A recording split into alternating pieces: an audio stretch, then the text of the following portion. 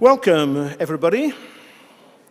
I encourage you to take a seat. We will be starting almost on time because we have a very rich agenda on a very big topic.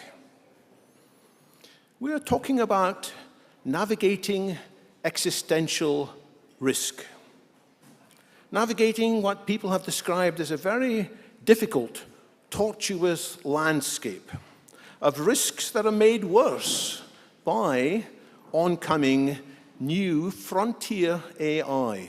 That's not just the AI that we have today, but AI that we can fairly easily imagine as coming within the next year or two. Next generation AI that's more powerful, more skillful, more knowledgeable, potentially more manipulative, potentially more deceitful, potentially more slippery, definitely more powerful than today's AI. That AI might generate existential risks in its own right.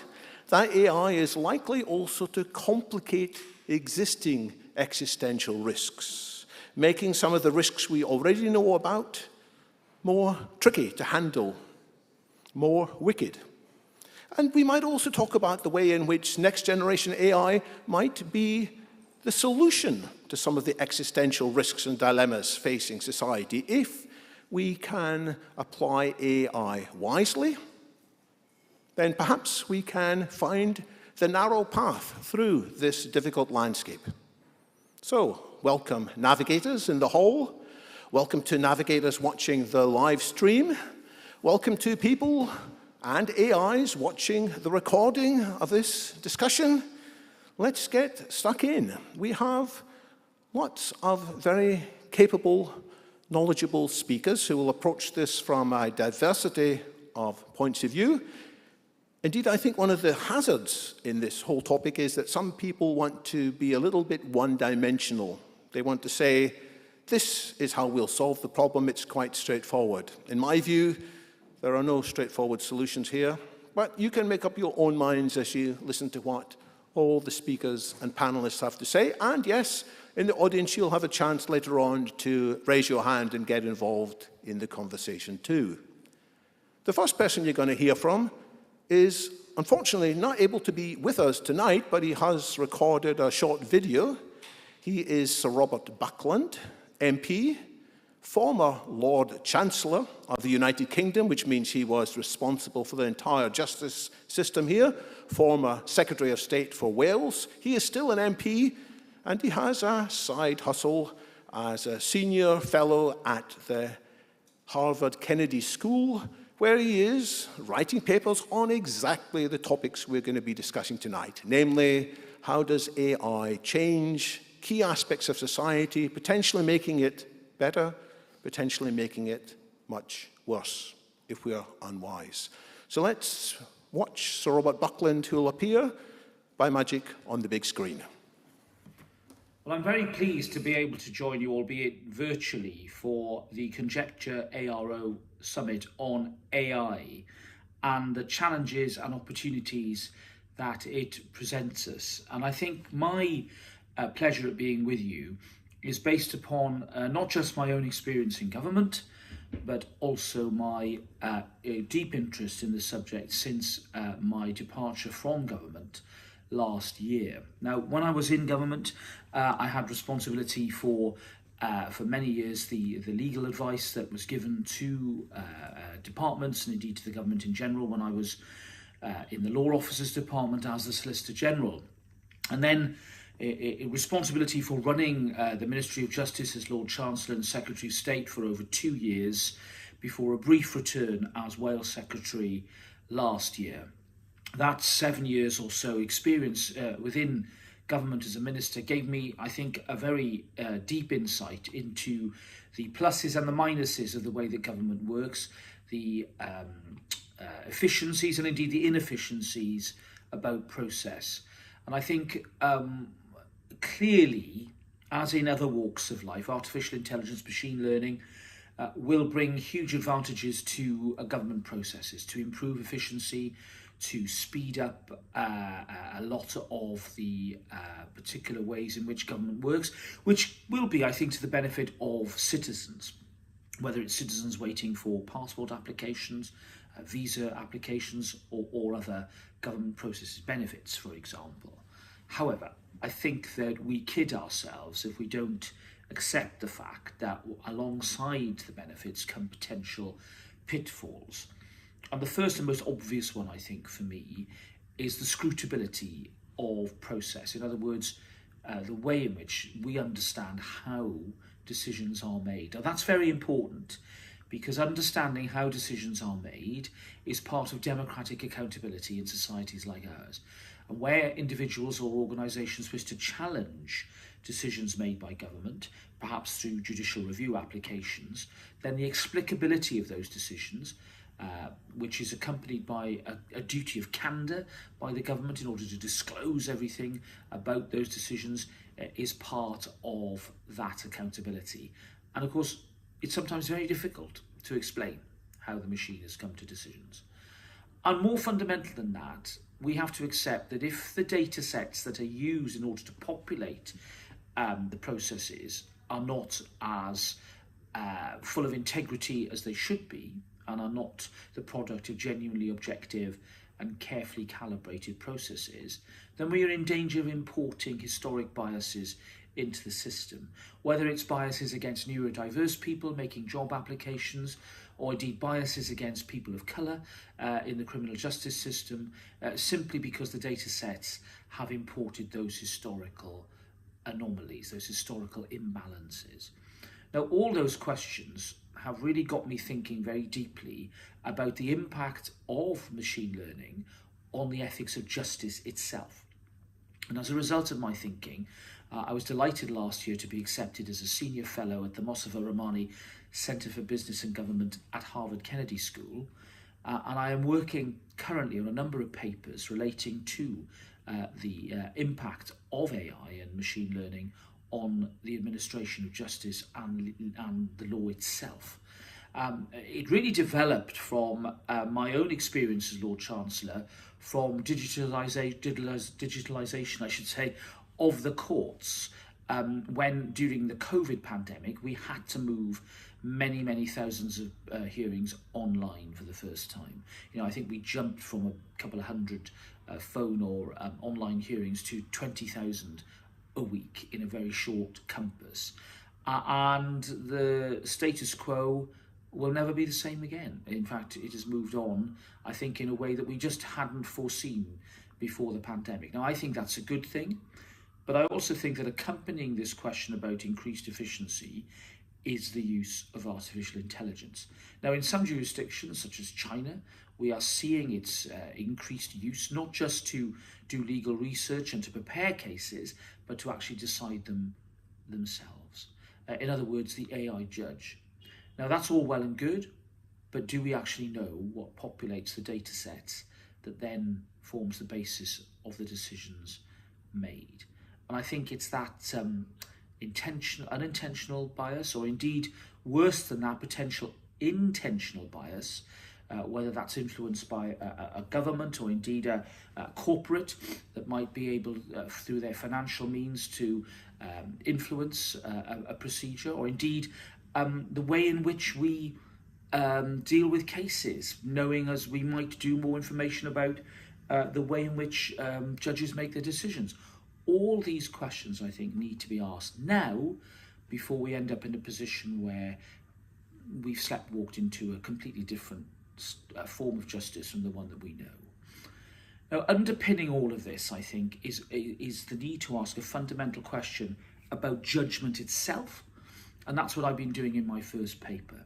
The essence of human judgment is something that will be based not just upon an understanding of the law, but on our experiences as human beings. And you can go right back, as I have done, to the judgment of Solomon and his emotional response to the woman who clearly was the true mother of the child that he proposed to be cut in half.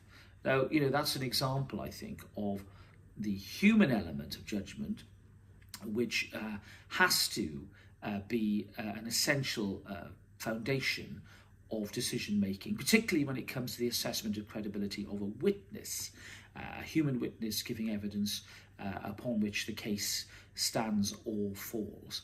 And of course, for judge, that applies for juries as well in criminal trials, particularly here in the UK. Now, all these questions, I think, need to be asked, and then we need to work out what it is that we want to retain out of all of this. Now, I don't think we should make any cosy assumptions that because at the moment some large learning systems are having hallucinations. I don't think we should be assuming that just because of that, therefore AI will never work in a way that can achieve a greater degree of certainty. I think the inevitable arc of development will result in better and better and more capable machines. That's inevitable. But what we must be asking at the same time as capability is ensuring there is greater security and safety when it comes to the use of AI. And that really underpins, I think, the work that I'm doing in the field of justice. What does this all lead to then? Well, we have the AI Safety Summit in the UK next month. I very much hope that that summit will first of all involve those critical players in terms of international organisations and key countries as well, that will come together to commit to creating, I think, a defined framework within which we should be using AI safely.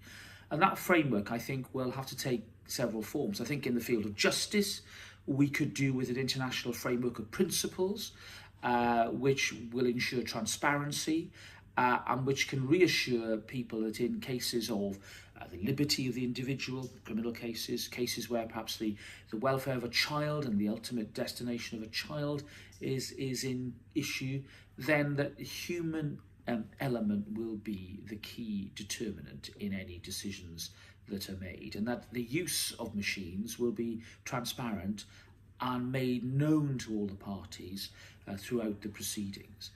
And in other walks of life, I think the AI Safety Summit has to then look as well at whether frameworks can be created and what form they should take. I think it's tempting to try and be prescriptive. I think that would be a mistake, not just for the obvious reason that AI is developing and therefore anything that we write in 2023 will soon be out of date, but the very fact that AI itself does not mean unalloyed harm. In fact, it means a lot of benefit and also some neutral effects as well. And where you have that approach, then a principles-based system seems to me to be more sensible than overly prescriptive and detailed rules, as you would have, for example, to prevent a crime such as fraud. So just some preliminary thoughts there as to the impact of machine learning. I don't pretend to be a technical expert. I'm not. But my years in justice, my years as a lawyer, a judge, and as a senior cabinet minister, I think oblige me to do some of the thinking now to help ensure that countries like Britain are in the forefront of the sensible and proportionate regulation of the use of machine learning and other types of artificial intelligence. If we don't do it now, then I think we will be missing an historic opportunity. I wish you all well, and I look forward to meeting some of you in future and discussing these issues as they develop. Thank you very much. Well, thank you, Sir Robert, who may be watching the recording of this. Don't be prescriptive, he said. Let's sort out some sensible, proportionate regulation. Is that credible? Is that feasible? You'll be hearing from other panelists who may be commenting on that shortly. Sir Robert also said there are risks, such as the inscrutability of AI. We don't understand often how they reach its decisions. We don't understand the biases that might be there, that might have been planted. We might lose charge. We might become so used to AI taking decisions that humans end up in a very sad place. But how bad could things get? That's what we're going to hear from our next speaker. So I'm going to ask Conor Leahy to come up to the stage while I briefly introduce him. Conor is the CEO of Conjecture. If you haven't heard about Conjecture, I think you need to do a bit more reading. Perhaps Connor will say a little bit about it. They are an AI alignment solutions company, international, but with strong representation here in the UK. So welcome, Connor. The floor is yours.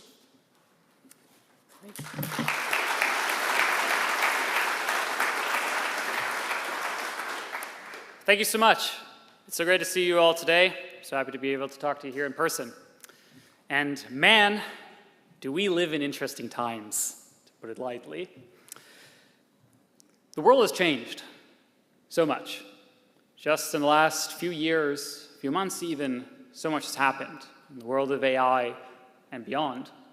Just a mere couple of years ago, there was no such thing as ChatGPT, or even GPT-3, or 4, or 2, or any of those. It was a different world not too long ago, when technologists such as myself, weird little hobbyists, worried about the problem of AGI and how it will affect the world. And back then, it still seemed so far away. It seemed like we still had time. But now, we find ourselves in a world of unrestricted, uncontrolled scaling, a race towards the finish, towards the end, to scale our AI systems ever more powerful, more general, more autonomous, more intelligent. And the reason I care about this is very simple. If we build systems that are smarter than humans, that are more capable at manipulation, deception, politics, making money, scientific research, and everything else, and we do not control such systems, then the future will belong to them, not to us.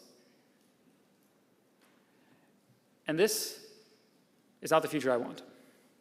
I want a future in which humanity gets to decide its destiny, where we get to decide a future for ourselves, for our children, for our children's children, that we like. A future where our children can live long, happy lives, surrounded by beauty, art, great technology, instead of being replaced by soulless automata. And let me be clear that this is the default outcome of building an uncontrolled AGI system, the full replacement of mankind. And what we're seeing is that AI is on an exponential. There's a race. All the top organizations, such as OpenAI, DeepMind, Anthropic, among others, are racing ahead as fast as the VC dollars will scale up their work. And this has given us an exponential. AI is on an exponential curve, both on hardware and on software. It's improving at incredible rates. And when you're dealing with an exponential, there are precisely 2 times you can react to it: too early or too late.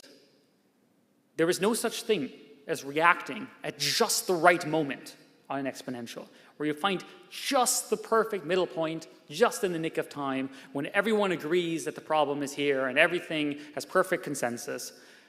If you do this, you are too late. It will be too late. And the same thing applies to AGI. If we wait until we see the kinds of dangerous general-purpose systems that I am worried about, then it will already be too late. By the moment such systems exist, the story of mankind is over.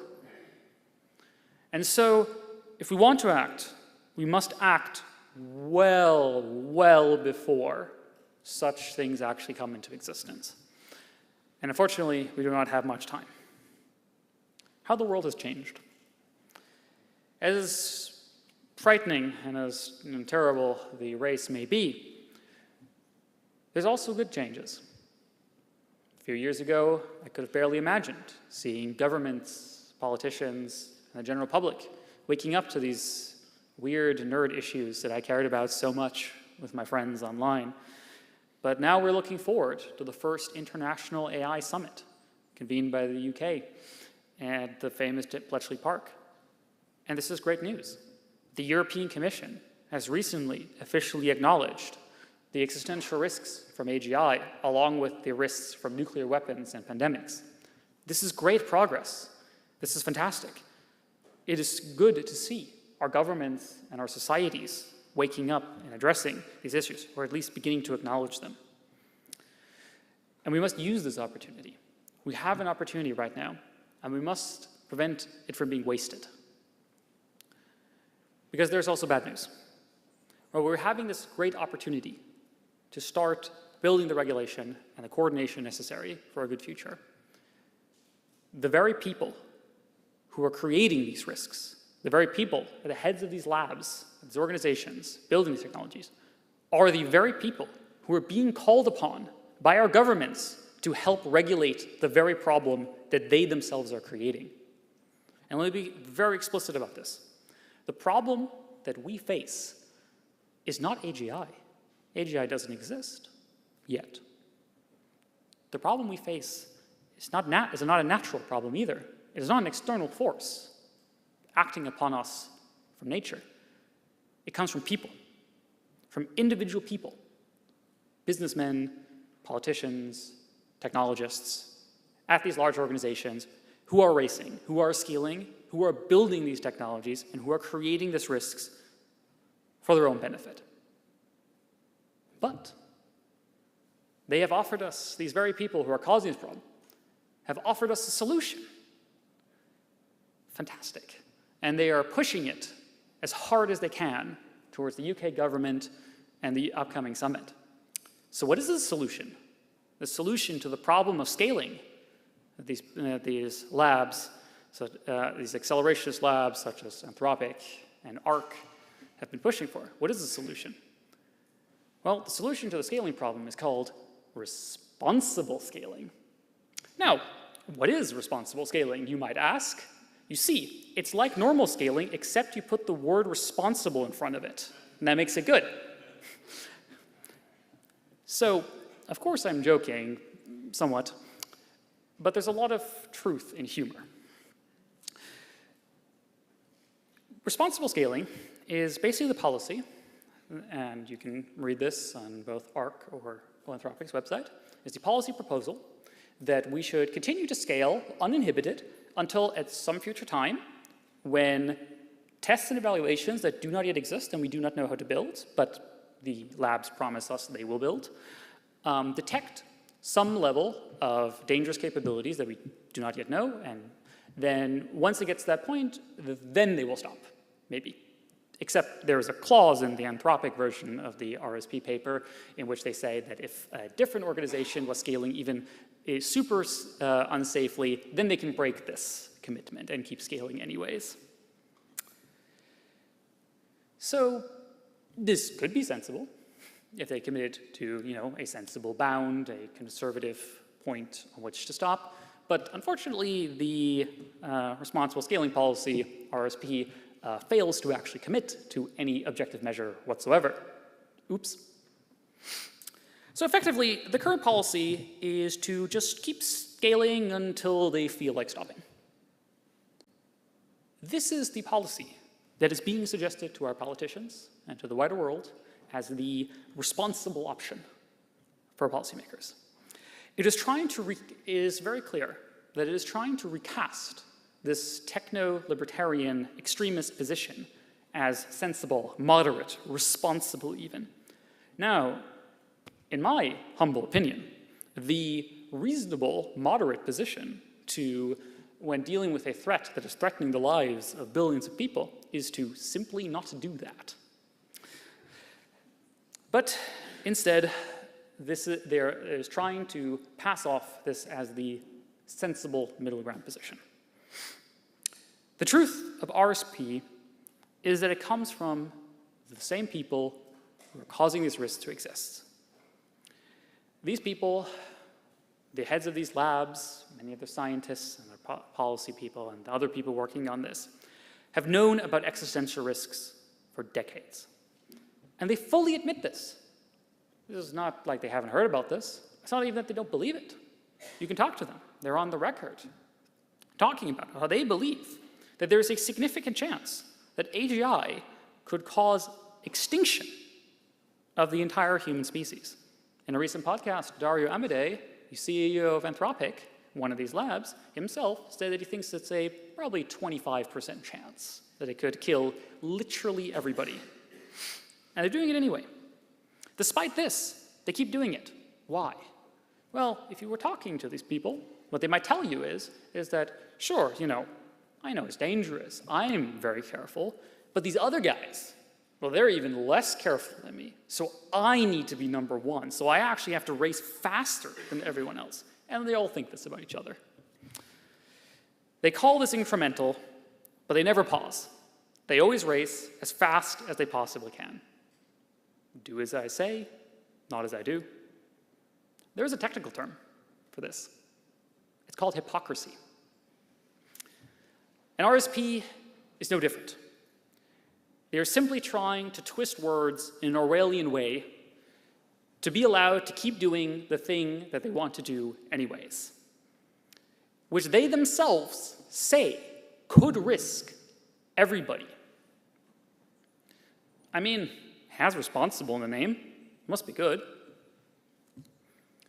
When people like Sam Altman talk about iterative deployment, about how we must iteratively release AI systems into the wild so societies can adapt to them, be inoculated by them, it sounds so nice. It sounds almost responsible. But if you're really trying to inoculate someone, you should let the host actually adapt before you jam in the next new pathogen into their weakened immune system as fast as you possibly can. But this is exactly what laboratories such as OpenAI, DeepMind, Anthropic, and Tier 2 labs such as Meta are doing with all the force they can muster. To develop more and more new systems as fast as possible, release them as fast as possible, widest spread possible. Now, if OpenAI had developed a GPT-3 and then completely stopped further scaling, focused all of their efforts on understanding GPT-3, making it safe, making it controllable, working with governments and civil society to adapt the new problems posed by the system for years or even decades, and then they build GPT-4, yeah, you know what, fair enough. I think that could work. That would be responsible. But this is not what we are seeing. All of these people at all of these institutions are running a deadly experiment that they themselves think might cause extinction. It is gain-of-function research on AI, just like viruses, developed and released to the public as fast and as aggressively as possible. They're developing more and more dangerous and more powerful viruses as quickly as possible and forcing it into everyone's immune system until they break. There is no responsible gain-of-function research for extinction-level threats. There is no such thing. We have no control over such systems, and there is no responsible way to continue like this. And anyone who tells you otherwise is lying. A lot has changed. The summit can lead to many boring outcomes, just exchanges of diplomatic platitudes, as is often the outcome of such international events. They have some good outcomes, and it can have some very, very bad outcomes. Success in the summit is progress towards stopping the development of extinction-level AGI before we know how to control it. Most other outcomes are neutral. And bad outcomes? They look like policymakers blindly and sheepishly swallowing the propaganda of the corporations to allow them to continue their unconscionably dangerous gamble for their own personal gain and glory at the expense of the entire planet. We owe it to ourselves and our children to build a good future, not gamble it all on a few people's utopian fever dreams. Governments and the public have a chance to regain control over their future. And this is very hopeful. I wasn't sure we were going to get it. But the summit speaks to this, that people can act, that governments can act, that civil society can act, that it is not yet too late. There's simply no way around it. We need to stop the uncontrolled scaling, the uncontrolled race, if we want a good future. And we are lucky because we can do this. We can cap the maximum amount of computing power going into these AI systems.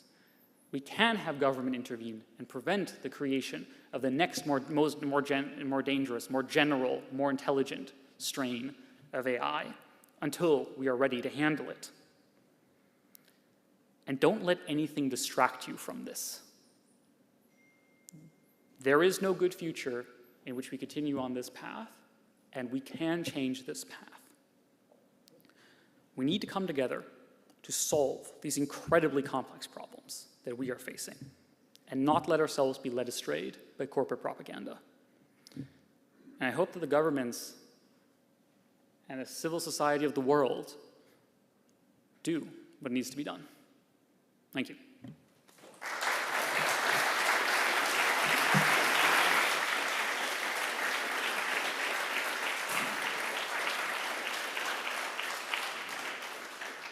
Thank you, Connor. We'll take questions from the floor in a moment. I'll just start off with the question I think may be on many people's minds. Why would a super intelligent AI actually want to kill humans? I have a super intelligent calculator, which has no desire to kill me. I have a super intelligent chess-playing computer that has no desire to kill me. Why don't we just build, as responsible scaling, an AI that has no desires of its own? Because we don't know how to do that. Why did Homo sapiens eradicate Homo neanderthalis and Homo erectus and all the other species that we share the planet with?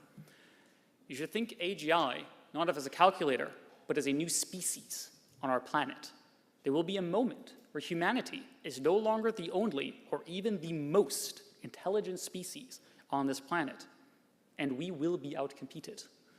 I don't think it will come necessarily from malice. I think it will be efficiency. We will build systems that make money, that are effective at solving tasks, at solving problems, at gaining power. These are what these systems are being designed to do. We are not designing systems with human morals and ethics and emotions. They're AI. They don't have emotions. We don't even know how to do that. We don't even know how emotions work. We have no idea how you could get an AI to have emotions like a human does. So what we're building is extremely competent, completely sociopathic, emotionless, optimizing machines that are extremely good at solving problems, extremely good at gaining power, that do not care about human values or emotions, never sleep, never tire, never get distracted, can work 1,000 times faster than humans. And people will use these for many reasons to help. And eventually, I think humanity will just no longer be in control. Questions from the floor? There's a lady in the third row down here. Just wait for the mic, sorry, so that the audience online can hear you. Thank you. Susan Fennell from Fennell Consult. To stop the arms race, certainly at a geographical level, I mean, in nuclear, the States and Europe can tell which countries are building nuclear weapons and what they've got, and they can do tests. If computing power is a thing that needs to be capped to slow this down enough, is there a way to monitor what other countries or people in a clandestine way are doing, and how does that work? This is a fantastic question, and the extremely good news is yes. At least currently, this will change in the near future, but the current state to build frontier models requires incredibly complex machines, massive supercomputers that take megawatts of energy. So this is on the order you'd have of like a nuclear centrifuge facility. So these are massive, huge machines that are only built by basically 3 or 4 companies in the world. There are very, very few companies, and there is extreme bottlenecks on the supply chain. You need very, very specialized infrastructure, very specialized computer chips, very specialized hardware to be able to build these machines. And these are produced exclusively by countries basically in the West and Taiwan. There is many ways where the US or other intelligence services can and already are intervening on these supply chains. And it would be very easy to monitor where these things are going, who is buying them, where is energy being drawn on large scales. So it is not easy. And the problem is that AI is on exponential both with hardware and with software. eventually it will be possible to make existentially dangerous AGI on your home laptop, probably. Maybe not, but it seems plausible. If we get to that world, we're in big trouble. So this is part also why we have to buy time. At some point, there will be a cutoff where we'll have algorithms that are so good that either we have to, stop everyone from having a PlayStation at home, which doesn't seem that plausible, or at that point, we have to have very good global coordination and regulation. Thanks. And just past the mic behind you, there's a person in the row behind. Thank you. Robert Whitfield from One World Trust. Can I ask about Bletchley Park? Do you know, are you participating? And if not, do you know anybody else with the similar views to you who is participating? I can't comment too much since it's closed doors, so it's a very private event, unfortunately. So I don't think I'm at liberty to talk about what I know. I think the guest list is not public. I don't know most of the people who are coming. I know the obvious ones. All the CEOs of all the top labs, of course, are attending. Is not a secret. I don't know who, if anyone, of my reference class is attending. And just pass the mic next to you, Robert. Thank you. Perhaps I can answer that question. Anybody that has read The Guardian today, there is an interview with Matt Clifford. And for the very first time, but not for the second time, it has been clarified that there will be only about 100 people participating on the first day. Anybody is invited, including China. On the second day, apparently there will be only the coalition of the willing. So those who subscribe to the Frontier Model Forum, they will sit on this second day. That's the current. My main impression from that article is generally it's very positive, and I would say I've been surprised, as you will be surprised, that the UK government is really doing what it can to get the mission to what the title of the conference says, the AI Safety Summit. It's not about regulation, it's about controlling AI, and they're trying to do their best. The problem is, as outlined in that interview, is that we seem to be alone. We have the states a little bit, but the rest wants to go their own way and do it on their own territory, which is, I think, unachievable. I agree. Sooner or later, international coordination around these issues will be necessary. It is as simple as that. If we want humanity to have a long, good future, we need to be able, as a global civilization, to handle powerful technologies like this. Take a question right from the back. To ask, in terms of legislation, what kind do you think was most effective?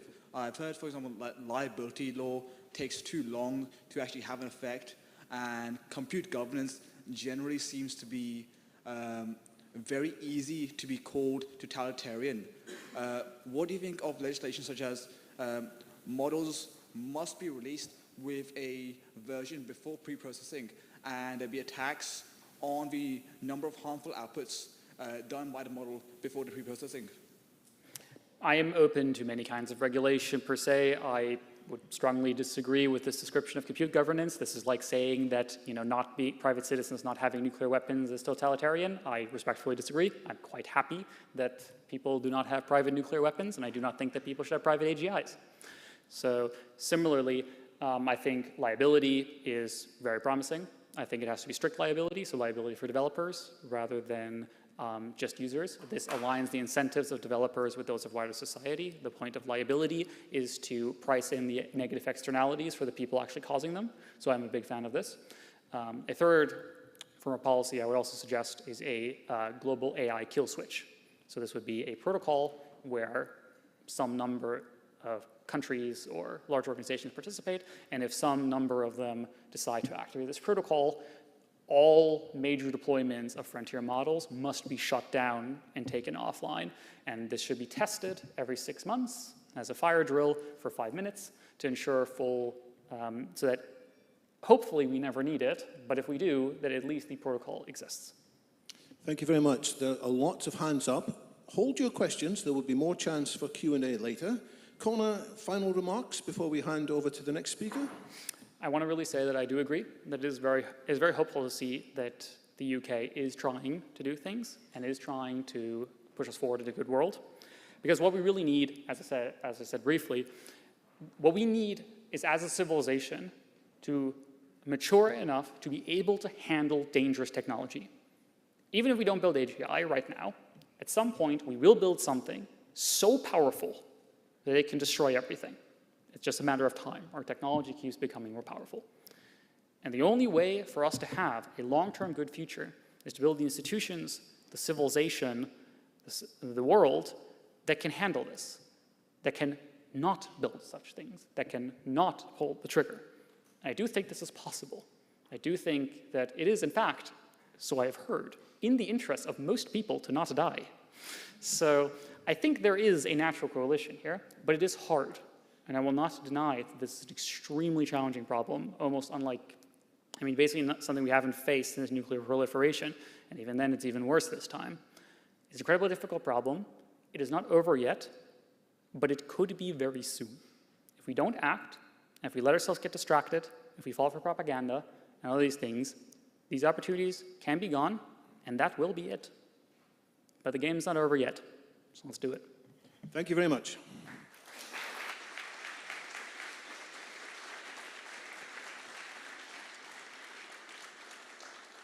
So we've heard from a politician, a senior politician. We've heard from a technology entrepreneur and activist.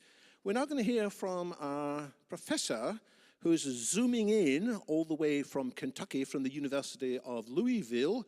He's an expert. He's written several books on cybersecurity, computer science, and artificial superintelligence. Roman, I see you on the screen. I hope you're hearing us. Tell us, can we control superintelligence?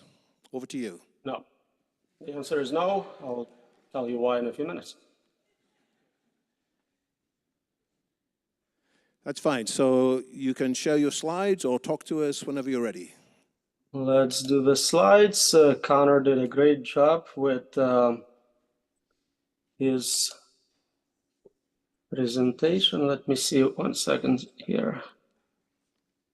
There's screen. In the meantime, we can see the covers of some of your books in the background. Yes, Artificial absolutely. Intelligence, Safety and Security, and Artificial Superintelligence. We're now having a slight technical issue as the technologist has found his slides. Great. Okay. Yeah, that's the hardest part. If I can get slides going, the rest is easy. Okay, so I didn't know what Connor's going to talk about. He did a great job. He's a deep thinker and covered a lot of important material. I will cover some of the same material, but I will have slides. And I will slightly take it to the next level where I may make Connor look like an optimist. So let's see how that goes. To begin with, let's look at the past. Well over a decade ago, predictions were made about the state of AI based on nothing but compute power. Ray Kurzweil essentially looked at this scalability hypothesis before it was known as such and said, by 2023, we will have computational capabilities to emulate one human brain. By 2045, we would be able to do it for all of humanity. So we are in 2023. Let's look at what we can do in the present. In the spring of this year, a program was released, which I'm sure many of you got to play with, called GPT-4, which is not a general intelligence, but it performs at a level superior to most humans in quite a few domains.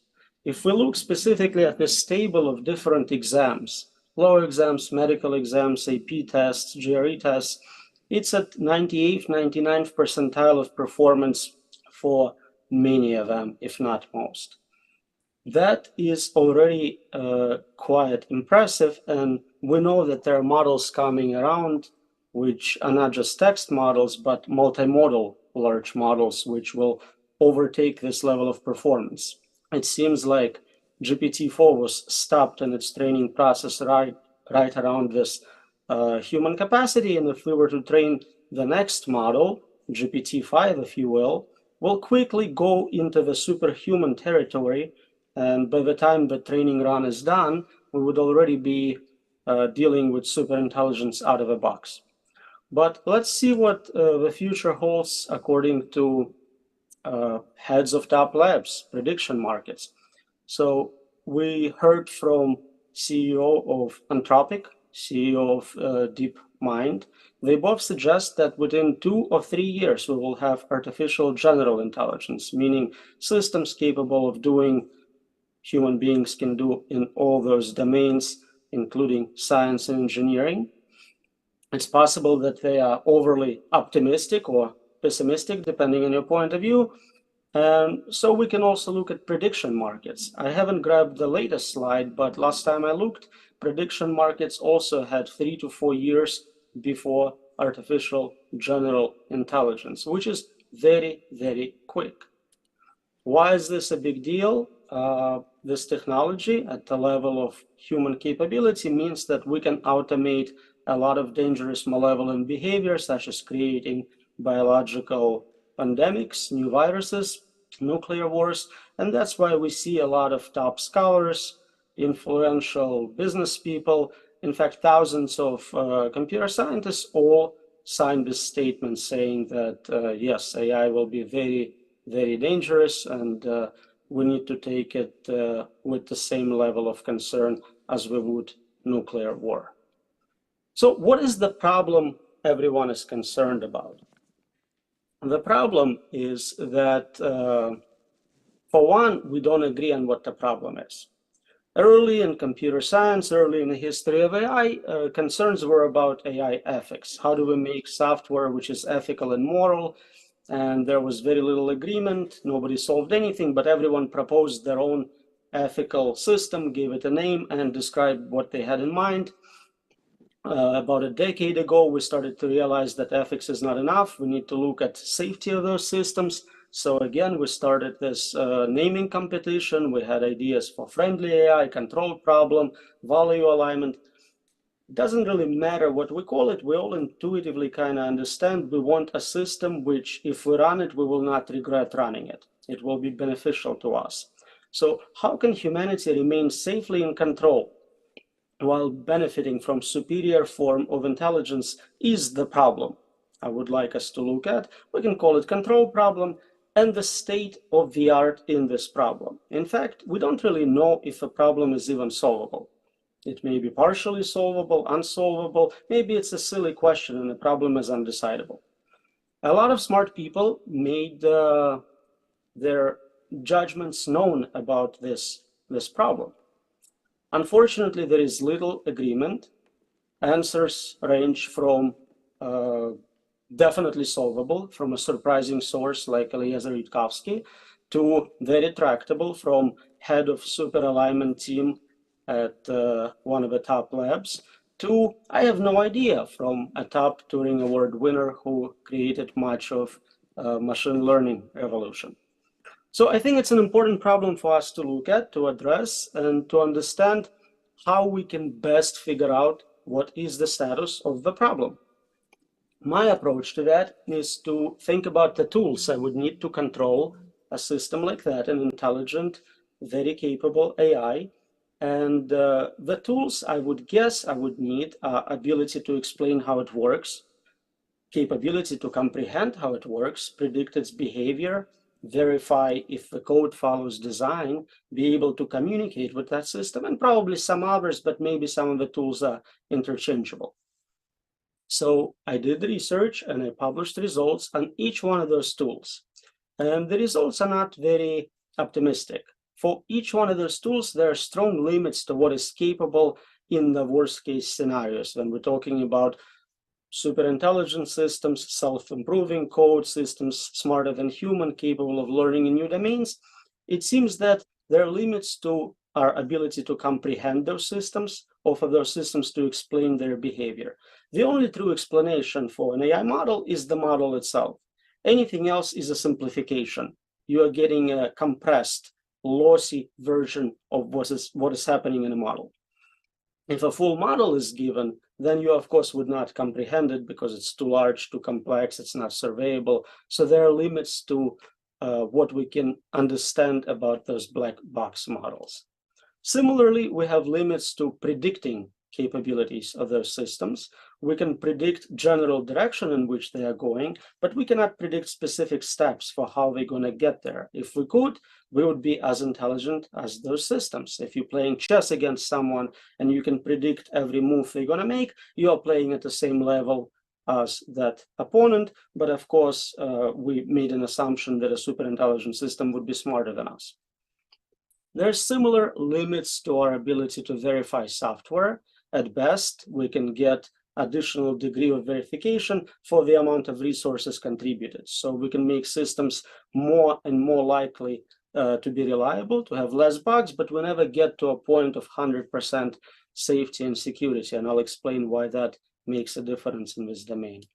Likewise, human language is a very ambiguous language. It's not even as unambiguous as computer programming languages. So we are likely to make mistakes in giving orders to those systems.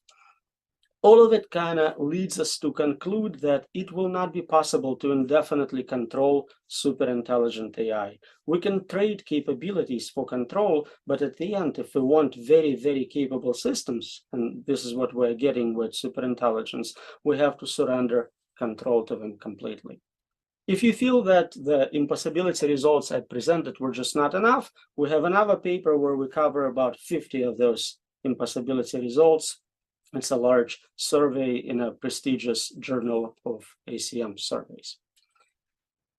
From the beginning of history of AI, with founding fathers like Alan Turing, who said that he expects the machine will take over at some point, to modern leaders of AI like Elon Musk, who says we will not control them for sure, there is a lot of deep thinkers, philosophers, who came to that exact conclusion.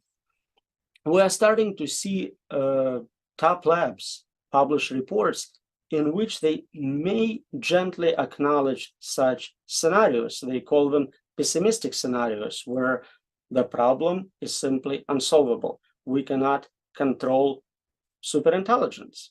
We cannot control it indefinitely. We're not smart enough to do it, and it doesn't even make sense that that would be a possibility. They ask, well, what's the distribution? What is it? What are the chances that we're in a universe where that's the case? And they don't provide specific answers, but it seems from some of the writing and posts they make that maybe about 15% is allocated to that possibility. I was curious to see what other experts think, so I made a very small, very unscientific survey on social media. I surveyed people in my Facebook group on AI safety, and I surveyed my followers on Twitter. And it seems that about a third think that the problem is actually solvable. Everyone else thinks it's either unsolvable or it's undecidable, or we can only get partial solutions, or we will not solve it on time. So that's actually an interesting result. Most people don't think we can solve this problem. And I think part of the reason they think we cannot solve this problem is because there is a fundamental difference between kind of standard cybersecurity safety and superintelligence safety. In cybersecurity, even if you fail, it's not a big deal. You can issue new passwords, you can provide someone with a new credit card number, and you get to try again. We suspect strongly with superintelligence safety, you only get one chance to get it right. There are unlimited dangers, unlimited damages. Either you have existential risks or suffering risks. And we kind of agree that 100% is not an attainable level of security verification safety. But anything less is not sufficient. If a system makes 1 billion decisions a minute and you only make mistake once every couple of billion decisions, after a few minutes, you are dead. And so this is like creating a perpetual motion machine.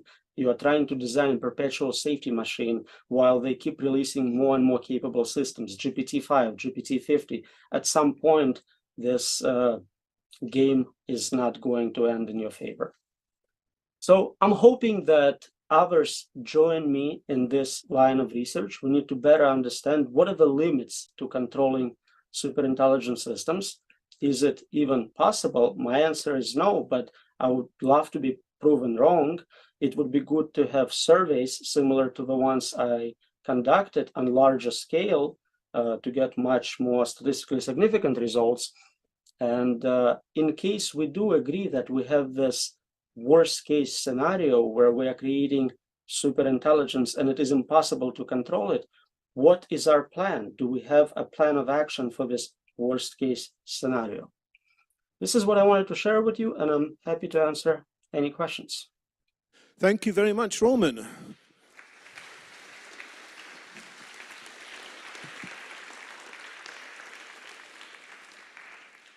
you give us any reasons to be optimistic, Roman? Sorry, 1 second. I'm trying to figure out how to use Zoom. Go ahead and repeat your question, please. You gave us many reasons to be anxious. What do you think is the best reason for us to be optimistic? Well, there seems to be many ways we can end up with World War III recently, so that can slow down some things. It has been suggested that we can use a different kind of tool, which is the kill switch. Your list of tools that you listed didn't include that. It's been proposed that each AI system should be tested with a remote off-switch capability. Have you looked at that? Do you think that's a viable option? So I would guess a superintelligent system would outsmart our ability to press the off button in time. It will work for not superintelligent AIs, pre-AGI systems, maybe even for AGI systems. But the moment it becomes that much more advanced, I think it will outsmart us. It will take over any kill switch options we have. Let's have some questions from the floor. I can't see the hands, so yes, just give the microphone out. Thank you. Oh, thank you.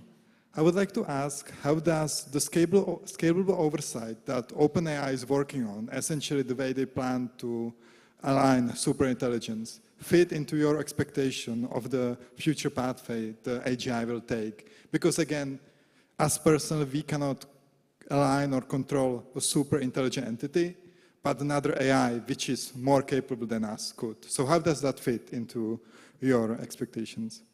So it seems like it increases complexity of the overall system. Instead of us trying to control one AI, now you're trying to control a chain of agents going from slightly smarter to super intelligent, maybe 50 agents in between, and you're saying that you have to solve alignment problem between all the levels, communication problem, ambiguity of language between all those models, supervision. It seems like you are trying to get safety by kind of obfuscating how the model actually works. You're introducing more complexity, hoping to make the system easier to control. That seems counterintuitive.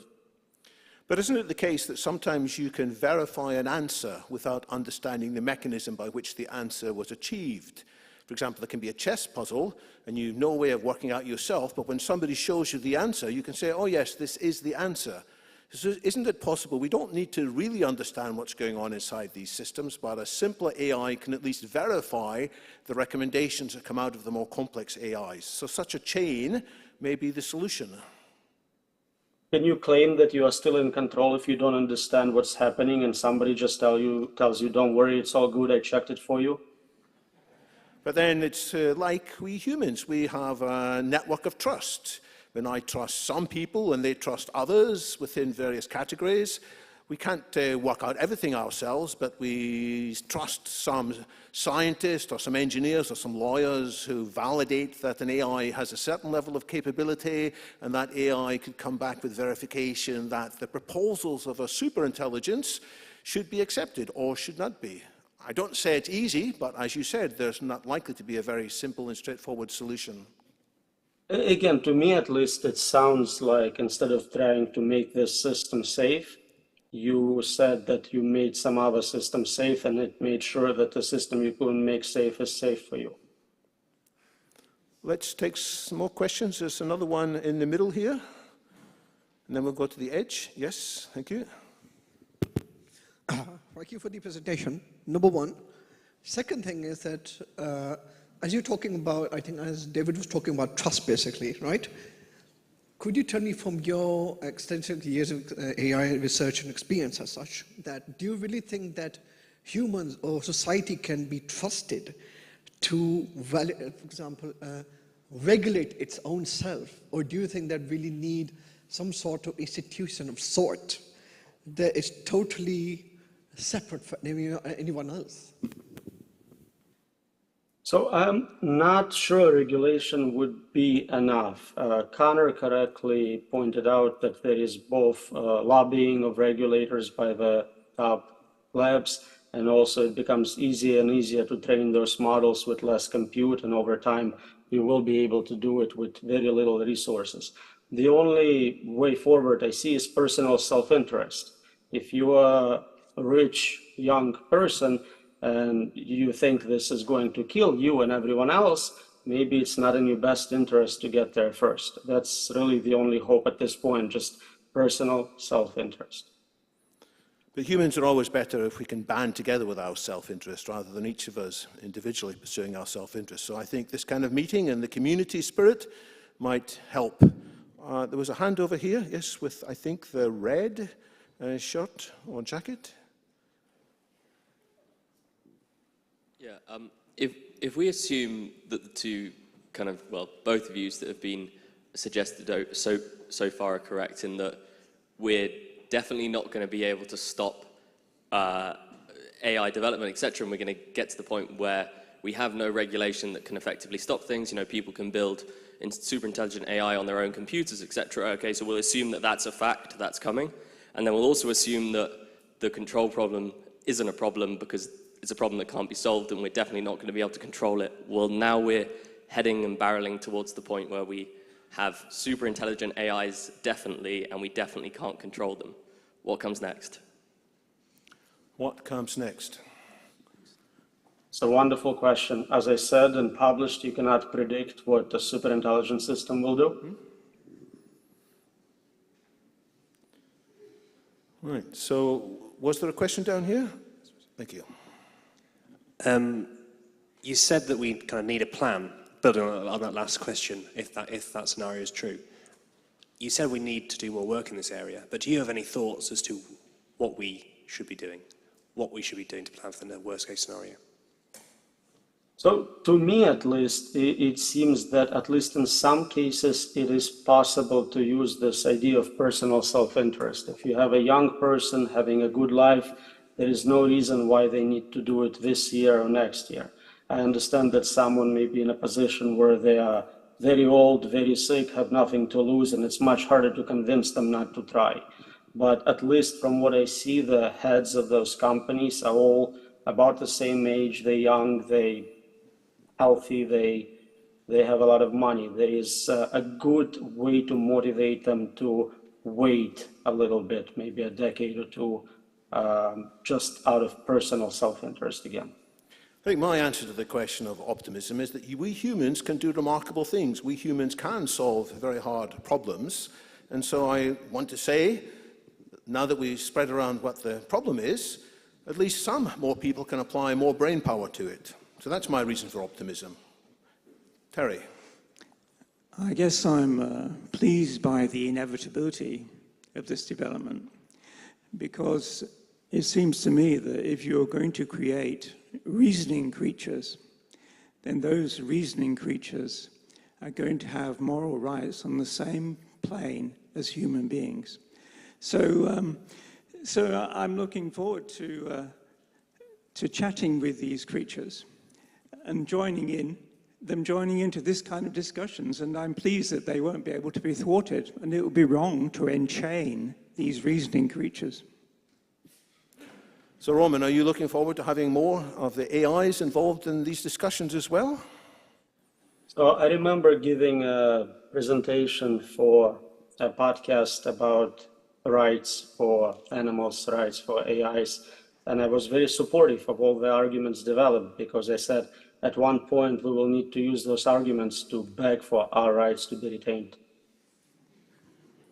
A question on the third row here? Yes, hi.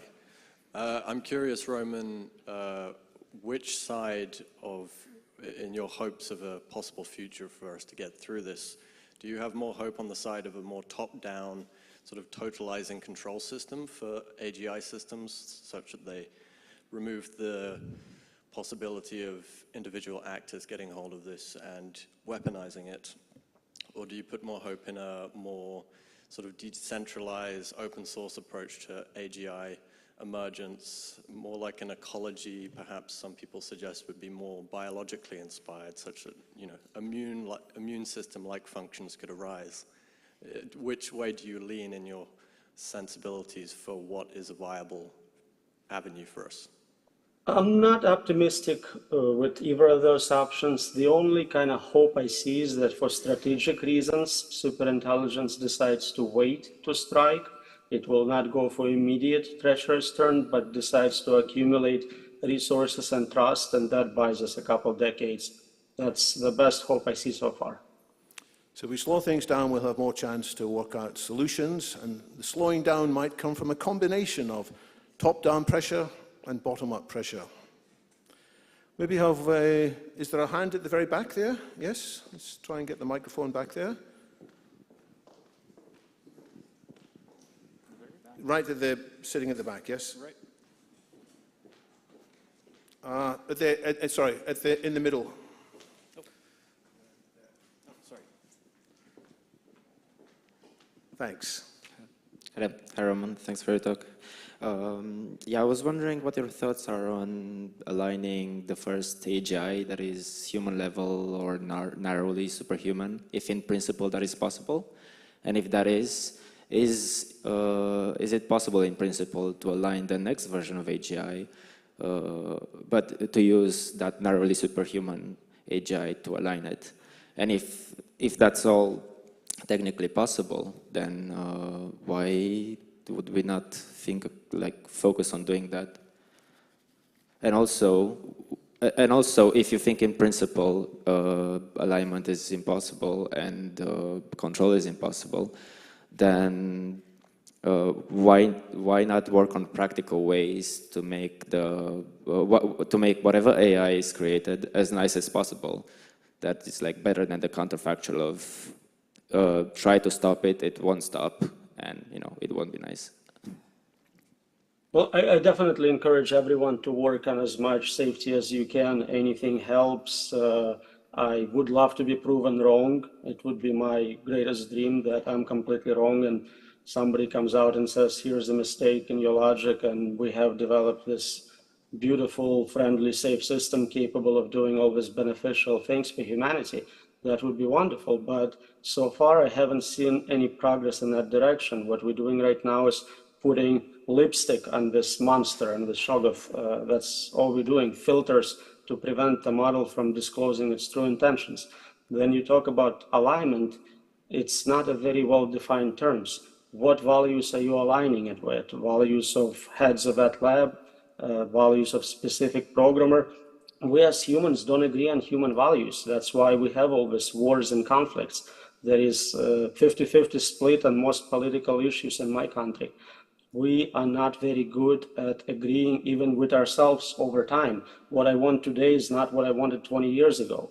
So I think this idea of being perfectly aligned with 8 billion agents, and people are suggesting adding animals to it and aliens and other AIs, that doesn't seem like it's a workable proposal. Our values are changing, they're not static, and it's very likely that they will continue changing after we get those systems going.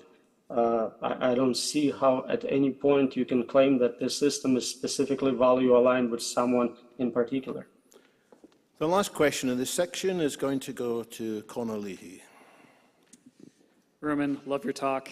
I always love your optimism. It's always great to hear you talk. So I'm kind of going to pick up on the question that was just asked and just give a bit of my opinion and kind of hear what you think about this as well. So my personal view is that I have read many of your papers, in fact, and they're quite good. So I do think that I agree with you that, in principle, an arbitrarily intelligent system cannot be safe. by any arbitrary like weaker system, just kind of by proof of like, you know, program size induction and whatnot. But in my view, it does seem likely that there is a limit of intelligence far below the theoretical optimum, but still significantly above the human level that can be achieved. The reason I think this is that human civilization is actually very smart compared to a single caveman and can do really, really great things. So my point of optimism is it seems possible that if we stop ourselves from making self-improving systems and coordinate at a very strong scale and have very strong enforcement mechanisms, it should be possible to build systems that are, you know, n steps, you know, above human, good enough to build, you know, awesome, you know, sci-fi culture ship kind of like worlds, but not further.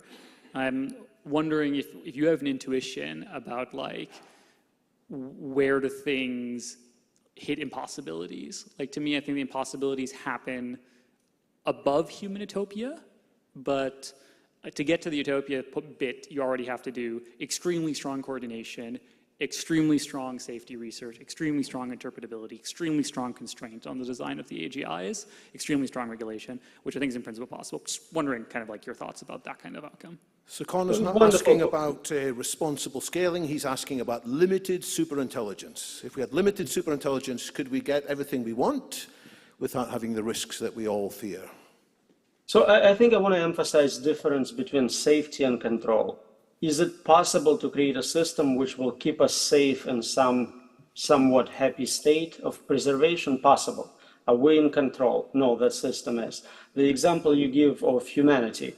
So humanity provides pretty nice living for me, but I'm definitely not in control. If I disagree with society on many issues in politics and culture, it makes absolutely no difference. I don't decide things, scale it to the next level. All 8 billion of us may want something, but this overseer, this more intelligent system says, it's not good for you, we're not gonna do it, this is what you're gonna be doing right now. So think about all the decisions you make throughout your day.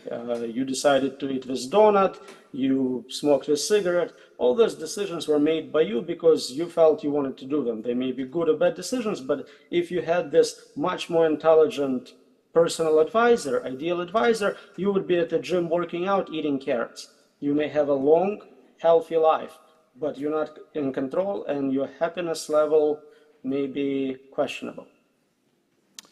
Thank you very much, Roman, for sharing your thoughts, pessimism and some optimism. Thanks for moving the conversation forwards.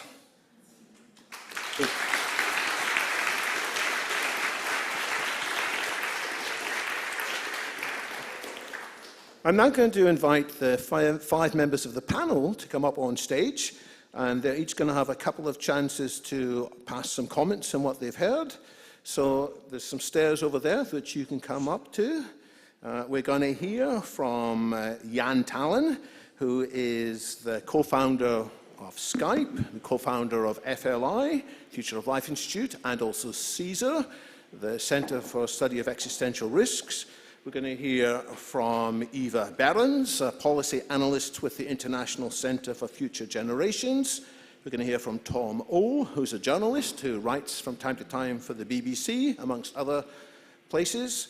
We're going to hear from Alexandra Muzavizadevic, who is the CEO of Evident and has a track record with Tortoise Media and many other places.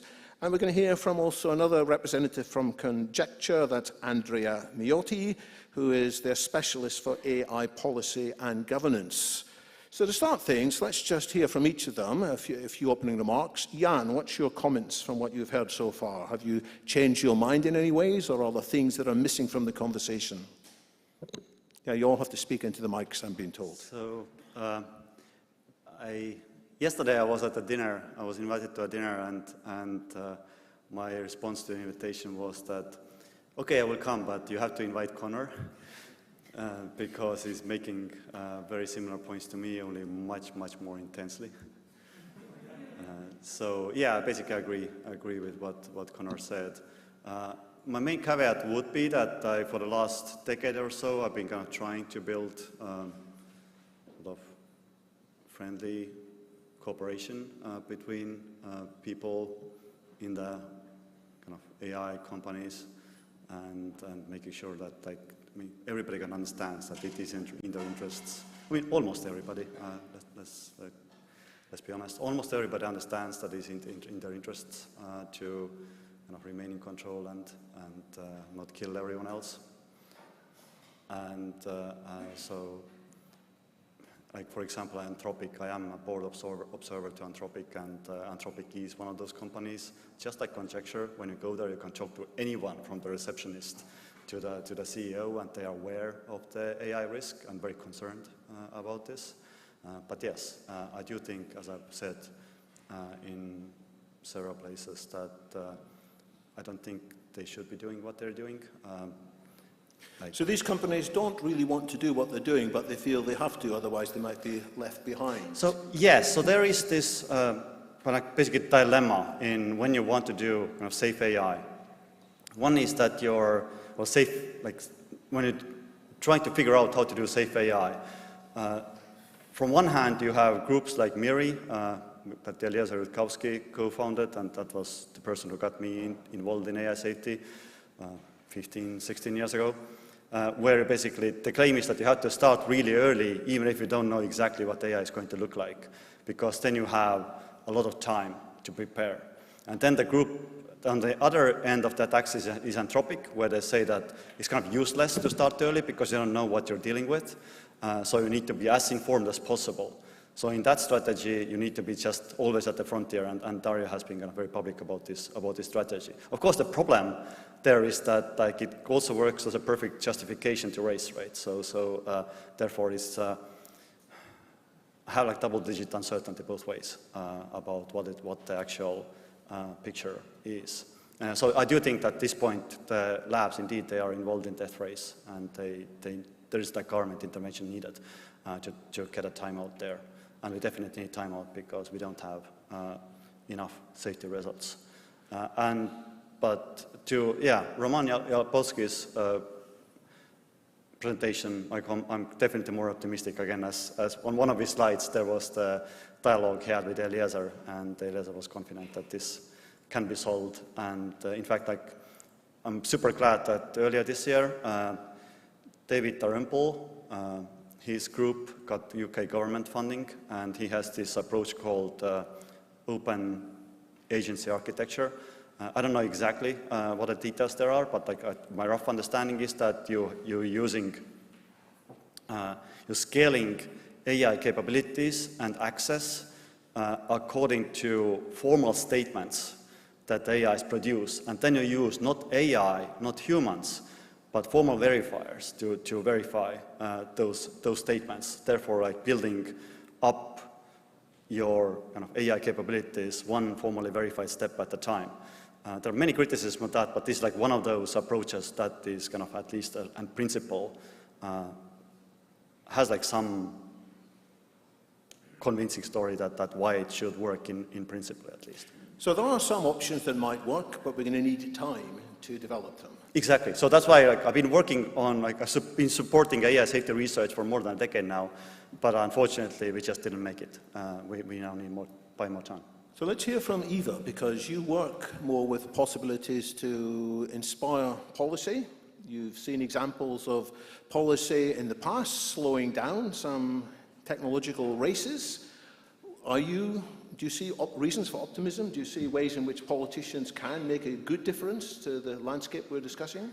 Definitely, definitely. That very much plays into some of the problems or the issues, characteristics of the problem that both Connor spoke about and that also Jan Tallinn just mentioned, that one of the problems that we're facing here is a human coordination problem. And one of the ways to address that would be through policy. As has been said many times this evening, this is a technology that threatens to kill us all, and the heads of the government, of the companies that are driving forward the technology have agreed that and publicly stated that that might be the case, and yet they seem to be locked into this dilemma that Jan just mentioned, where they are, for some or other reason, impossible to stop. So I think that is a point where government can really make a difference and step in, and also should step in.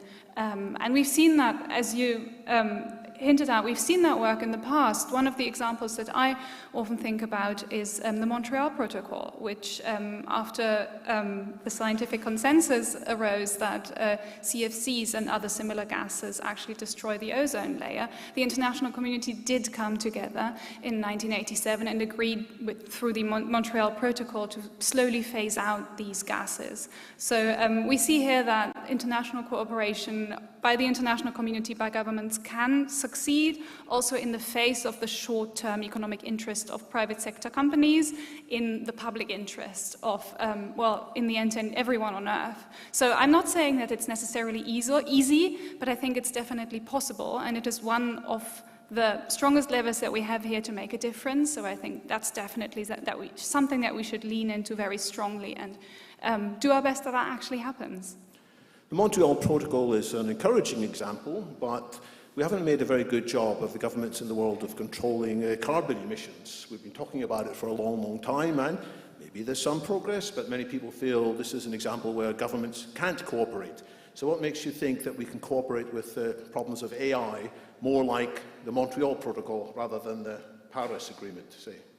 Well, part of this, of course, is also that I think that this is one of the few levers that we have to make a difference at all, so I also hope that we will be able to do it. And I agree that looking at past climate conferences, one of the negative examples that we see there is that with these conferences, sometimes the outcomes tend to be very watered down, just because the focus lies on building consensus among all of the different countries that attend, and then in the end you want to have a nice little consensus agreement that everyone signs, so you can demonstrate that everyone's on the same page and everyone goes home and everyone's happy.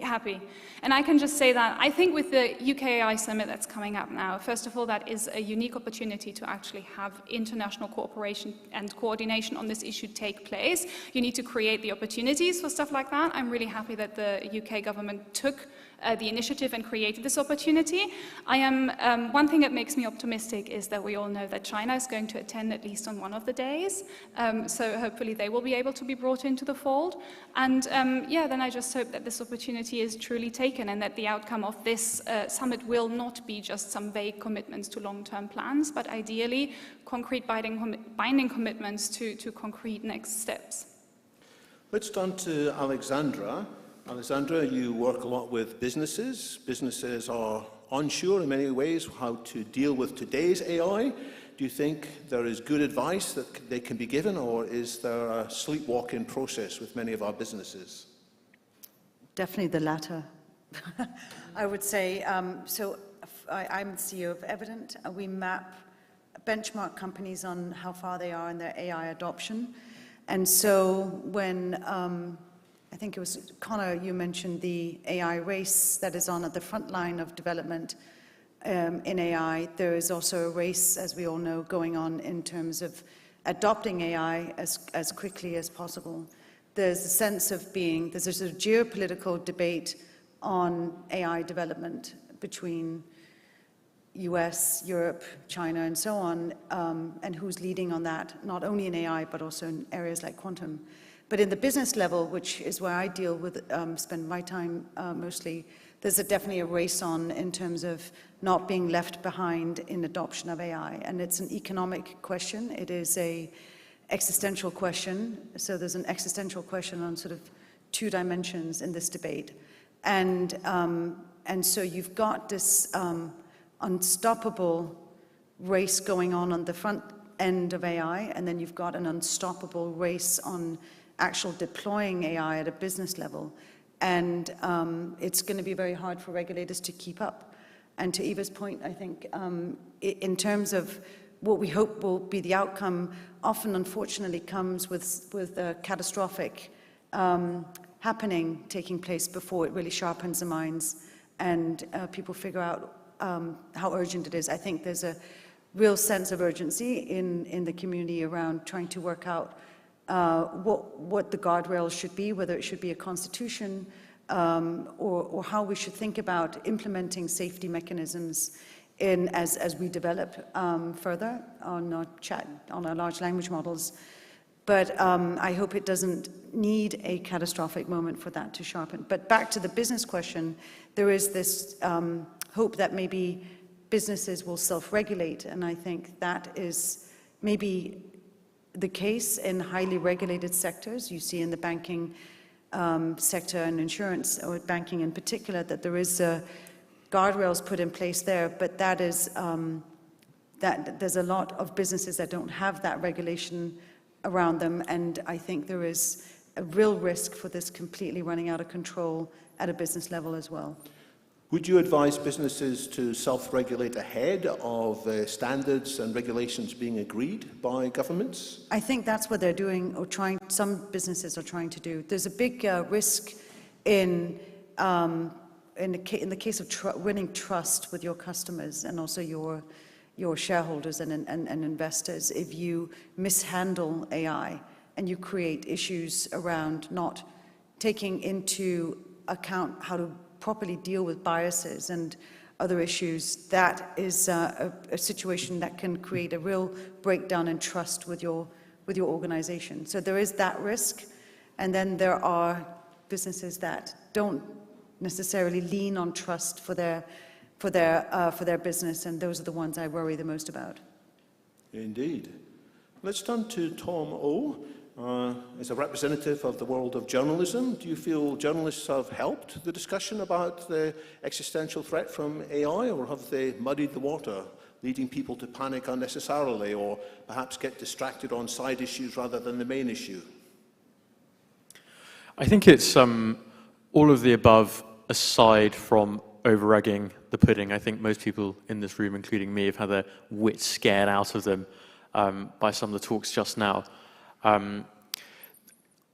One has side issues in journalistic coverage of AI, and I think the jobs market is one of those.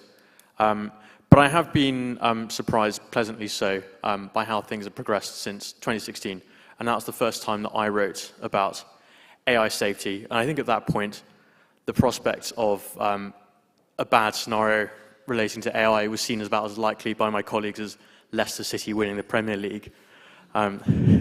Anyway, several years later, I now see lots of my former colleagues writing, to my mind, very informed pieces about AI safety, and I think that's helped the public arrive at a view, and probably a lot of people in this room are aware that the American public, when polled, now says that they want regulation of AI, and they want a lot of it, and I think we can credit journalism with some of that. Journalism should be doing more, but it's more than I would have thought a few years ago. And if you were to go away and write up a story about things that you might have changed your mind about tonight and that the public should pay attention to, can you give us a sneak preview what that would include? Well, I think the idea of runaway AI is not new, but I think it has been difficult historically to frame it in a way that really sticks and really drives its way down your brainstem. And we have different ways of framing AI risk. And Mustafa Suleiman's new book, which some of you might have read, I think does a pretty good job of framing it in a way in which he describes AI being used to accelerate human ingenuity in whatever endeavors humans are up to, be they good or be they bad. That's one way of framing it. And I think we've heard some pretty compelling ways of telling a story of runaway AI, which is a different and scarier story. Thanks. And let's turn to Andrea and your role at Conjecture. What are you doing on a day-by-day basis to address this question? Well, what we're trying to do, and I mean, Connor covered a lot of it, is first of all to explain the problem to people. I've been heartened by the public reaction in the last years. Like, I also got to know about this problem quite a long time ago, and in the past, I could almost not expect the day that major governments take this problem seriously and the public understands this problem, and we all get together and take some initial promising, insufficient but promising steps to address it. Another thing is figuring out policy solutions, and the reality is that obviously we don't have a playbook for what exactly they look like, but what I think was a common theme of the talks tonight is that clearly at some level of power, we are not in control anymore. And everybody expects this. Those who don't expect this are misguided or expect it but don't say it.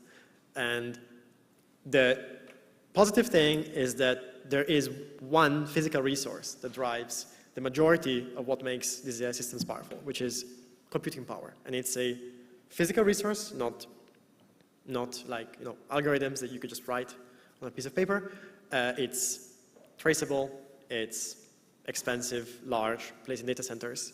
And while the scaling hypothesis, the idea that the more computing power you put into something, the more powerful it becomes, might hit some diminishing returns at some point, we do not see any reason to expect it to stop. So we know, from both sides, companies know that more computing power leads to more power, and that's why they're doing what they're doing. We know that limiting that computing power is a very effective way to kind of stem the bleeding and stop or pause the situation for a while, take a time out, have the time to figure out the solutions, have the time to absorb this into society. And but how much time will that give us? Because there's a risk that people will use today's models to design much more efficient ways to build next generation models. And so they could therefore come under the radar, as it were, that people who were watching for large use of GPUs would miss the clever way that somebody has built it. So do we have a decade? Do we have 3 or 4 years? Or how long? Yeah, that's a great question. Capping computing power is not a permanent solution, but it's one of the best solutions we have at the moment. As others have said before, we are in a double exponential. It's not a single exponential. We have an exponential growth of computing power, hardware, and exponential improvement in software. We need to start cutting down on one of the two. Cutting down on compute, depends where you put the cap, probably will buy us 5-7 years. You can make what would seem to people at the frontier extremely strong caps that would affect less than 20 companies in the world that probably could buy you 10 years. In that period, we need to figure out all of the rest. It's going to be a hard problem, but we have done it before with nuclear weapons. We've done it before with biological weapons. We can do it again. We're going to go around the panelists one more time in the same order. I'll give you a choice, panelists. You can either comment on what you've heard from somebody else, or you can paint me a picture of what would be a successful AI safety summit in Bletchley Park. If things go well, what would be the outcome, and what would also be the follow-up? So, Jan first. Well, I'm one of the authors of the pause letter, so it's like indefinite moratorium on further scaling would be sort of my wet dream from outcome from this summit, or perhaps the next one if this one isn't realistic. And what's the chance, do you think? What might cause the assembled world leaders to have an intellectual breakthrough and say, yes, actually, we do need to have this indefinite pause? So currently, I'm not very optimistic on that. But perhaps in 6 months, it would be much more clearer why this is needed. So, and we have more time to kind of do the necessary lobbying. So the discussion has prepared the ground. And when something really bad happens in 6 months, when GPT-5 comes out, and oh my God, at least we'll know what we should be doing. Yeah, I mean, let's not forget that ChatGPT has been out less than 1 year. So, the world was very different 1 year ago. Same question to you, Eva. Yeah, thank you. I think I'm just going to build on top of Jan's ideal outcome of the summit and say that I would also find it terrific if this summit could be the first in a series of repeated summits like this where world leaders come together, because I think a pretty clear picture has been painted tonight of the fact that the field of AI evolves very quickly and is going to continue to evolve very quickly, if not ever quicker. And because of that, I think it would be very valuable if we would have a regular occasion for world leaders to come together and not only make sure that the rules that they came up with are upheld, but also to reevaluate whether they still make sense and where they need to be adapted, or whether new rules need to be introduced, as, for example, measures like compute control that Andrea mentioned. They buy us some time, but at some point they might not be applicable anymore. So not just agreement on rules, but setting up some audit process so that we can figure out whether the rules are being followed or not. For example. Yeah. Same question to you, Alessandra? Yeah, I would agree. You have to build in, I mean, right now it's just based, especially in the US, the talks that have been held in the White House and by Chuck Schumer, the gatherings have led to sort of ideas around voluntary adherence to some principles, but there is absolutely no built-in audit or accountability. So I think that we've got to see that come out of the UK's AI Safety Summit, among other things. Maybe there has to be something more concrete around licensing of the models and the use of them, and that they have to pass some kind of a threshold. I think the risk of bad actors getting hold of them is a much higher risk. I think the IAEA structure is one that one can look at, but the nuclear, a lot of the success probably of the IAEA lies in the mutual assured destruction of humanity by using nuclear weapons. And this might be the same situation, but they're easier to monitor, I think. I think this might be slightly harder because you can land in the hands of bad actors more easily. We haven't really discussed bad actors much in this session tonight. Maybe that makes the things even more horrifying. We might come back to that later. Tom, what's your answer? What would you like to see come out of the summit? Or maybe you've got some comment on something else you've heard from the other speakers. Well, I'll talk about the summit. Often when CEOs of labs developing AGI are asked about regulation, they basically say, bring it on, we'd love some regulation. And I think it would be great if politicians could actually put that to the test. Very good. And Andrea, what would you like to see?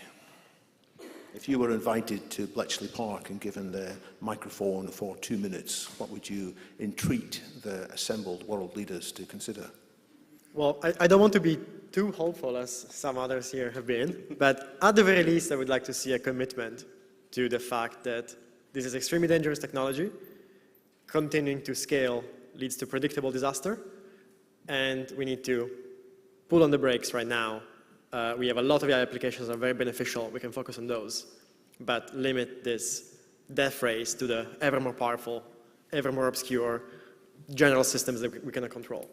What I definitely do not want to see is a diplomatic shake of hands where companies write their own playbook and say, we're going to keep doing exactly what we're doing right now, but it's going to sound responsible, and governments can wash their hands and say, well, we did our part, let's move on. That would be a very bad outcome.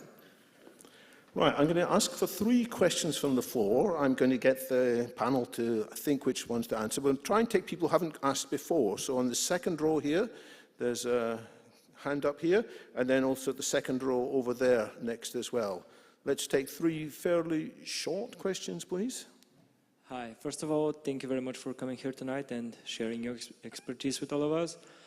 In this whole discussion, there's the implicit assumption that AGI is coming, and it's coming soon. And the million-dollar question, I guess, is when exactly is it coming? But a more practical question is, what are some warning signs? And do we already see some of those in the systems that we have currently deployed? Great. Let's have a question over here as well. I'm sorry, the microphone's going to have to run around at the end of the second row there. Thank you for a great panel.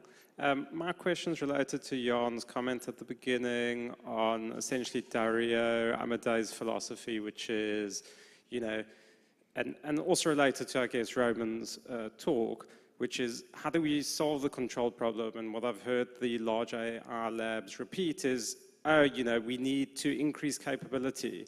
It's only better AI that is going to be able to help us figure out how to solve AI.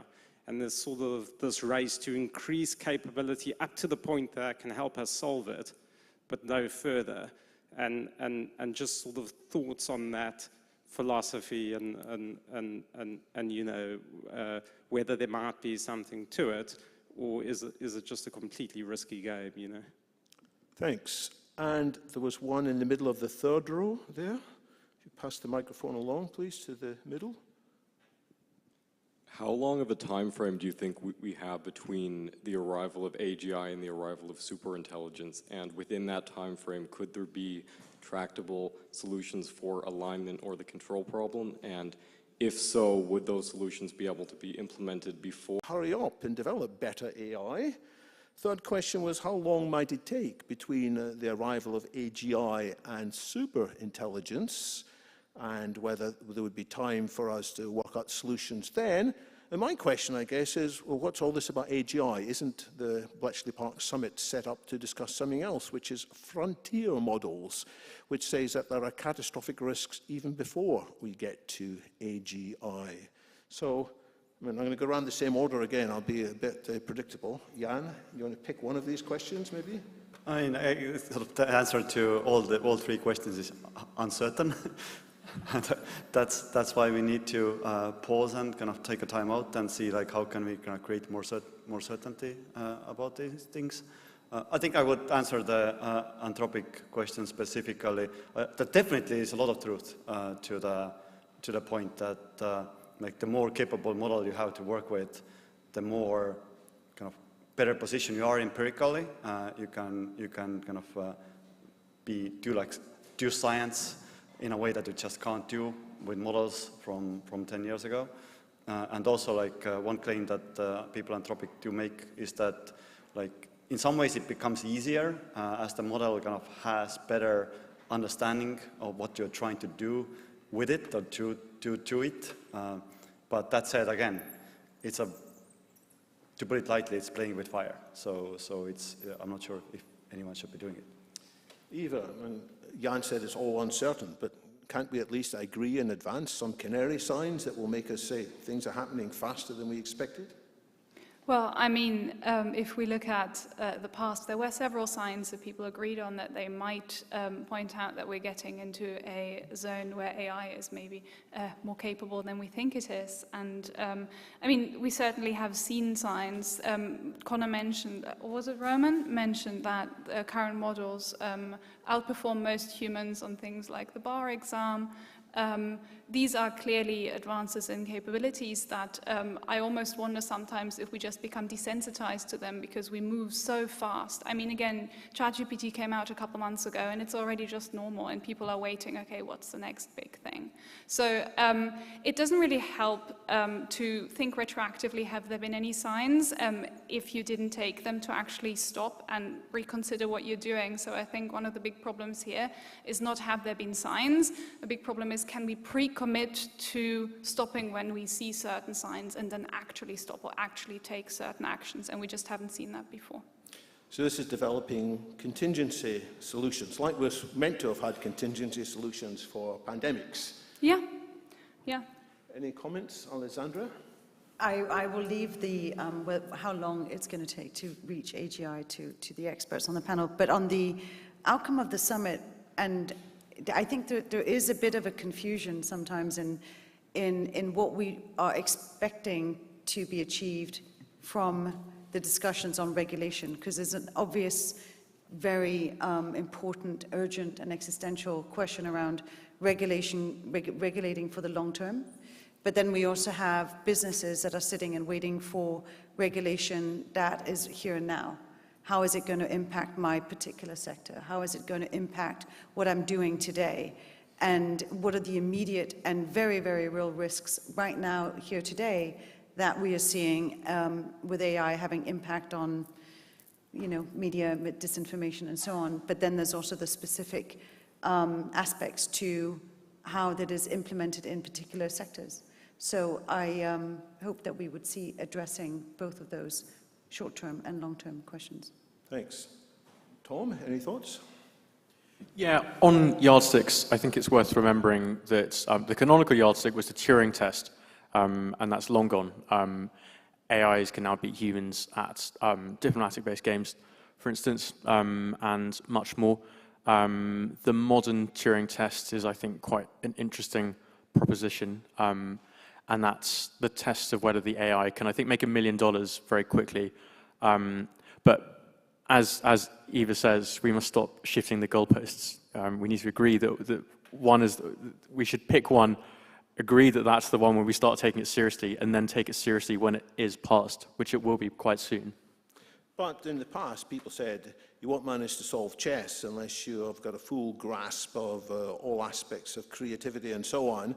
And then when Deep Blue did win at chess, people said, oh, well, it's not actually doing it in the way that we thought would be so terrible. It's just grunting out incredibly. So I feel there will always be people who don't move the goalposts, but they'll say, well, how it was implemented doesn't demonstrate true intelligence. Yeah, I think that's a good point. And it reminds me of something Connor said, which is that there won't be consensus at the time to act. So we need to be able to build a coalition of the willing. Andrea, what's your views on these questions? Yeah, maybe answering the last one first. Isn't the summit about frontier AI? Well, much like with goalposts, it feels a bit like terminology is being shifted all the time, sometimes quite willingly by the companies building this. You know, in the old days, people used to talk about superintelligence or friendly AI or strong AI. Then it became AGI. Then recently, the frontier term was a kind of OpenAI Anthropic rebrand of, oh no, like we're not, well, we're going to get to very powerful AI systems soon, but it's frontier, which sounds better than AGI because people are getting concerned about AGI. You know, in practice, do these terms matter? Not too much. What matters is how competent systems are. Basically, all of these companies expect to build systems that outperform humans at most tasks, definitely most tasks you can do behind a computer in the next 2 to 5 years. This matches the trends that we see in performance and compute growth. This is very worrying. These are levels of competence at which we expect the systems to be out of our control unless we have very strong solutions, so we just need to deal with that. We can call it frontier AI, AGI, proto-AGI, proto-superintelligence. It's just terminology. What matters is how powerful they are and how ready we are to deal with them. We must avoid the serious discussions getting sidelined into semantics, which is often very frustrating. We're going to take 3 more questions. We're going to go around the panel in the reverse order next time. I'm going to take questions from people who haven't asked before. So somebody in white, about halfway down. If you have asked a question before, please don't put your hand up just now so we have more chance. Just there, yes, thank you. 3 questions, 1 from each. Thanks. Let's say that in 20 years we somehow manage to get it right and humanity still exists despite the development of these AGI. What do you think is one essential piece of regulation or development that has to have happened to get there? It's a great question. Where else were the hands? Where are the microphones? There's one about just on the other side. Thank you. So you've spoken quite a lot about like what government should do, what companies should do. I'm interested in like what should ordinary people do? Like what can we be doing to get our voices heard in this? You know, should we be protesting? I know there's an international protest on the 21st. Is this the thing we should be doing, or is this a terrible idea? It's another fine question. Is there a question from a woman? It's about time we heard from the other gender. Another gender. Hands up. Yes. Somebody, put your hand up, whoever it was. Yes, there's one. Okay, there's one there, and we'll take you as well. We'll take 4. Right. As AGI is being developed to be more human, do you think it's possible to have forms of AGI that don't have the inherent geopolitical biases that come with the data sets that we currently have? And how do you think we go about developing regulations that aren't formed by human conscious bias? Okay, and so if we can get the mic over here as well to 1, 2, 3, 4, 5 rows back, just at the edge. Yes, in the other, over there, yeah? Okay, I go first. I miscounted perhaps. Yeah, 4, sorry. A quick question. So I actually work in the automotive industry, and we have to certify vehicles and engines, and it is an uphill battle. You can spend years just trying to get a windshield wiper right, or a temperature sensor right. And I'm just curious if you think that there would be an ability to take people who have regulated and certified products around global markets and how difficult that is, and create a summit where that expertise could come together from different industries, and we could roll up our sleeves and say, okay, this is how the structures go.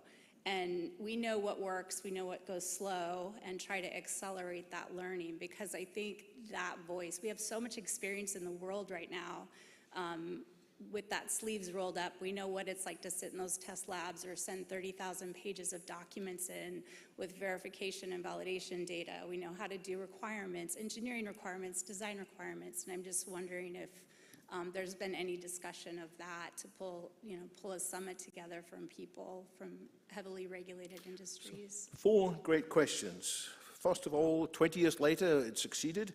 How did we get it right? What were the regulations that made the difference? What should ordinary people be doing? Can we design AI that is free from some of the human biases, the geopolitical biases that cause strife among humans? And can we learn from the people who are professionally involved in doing regulations and certification in multiple industry, rather than just being naive in our own applications? So, Andrea first. Yeah, maybe I will answer the question about, can we learn about highly regulated industries? Definitely. I think there is a big kind of problem of arrogance in AI, or like willful arrogance of just thinking that this sector should be special and people should be absolutely free to do any experiments they want all the time, use as much computing power as they want, try the worst possible applications all the time, fully open source on the internet, and nobody can complain. Like very often, people in the AI sector get very, very angry when somebody tells them, look, well, maybe what you just did should be regulated. In other industries, we don't do it like that. Like with drugs, we don't just let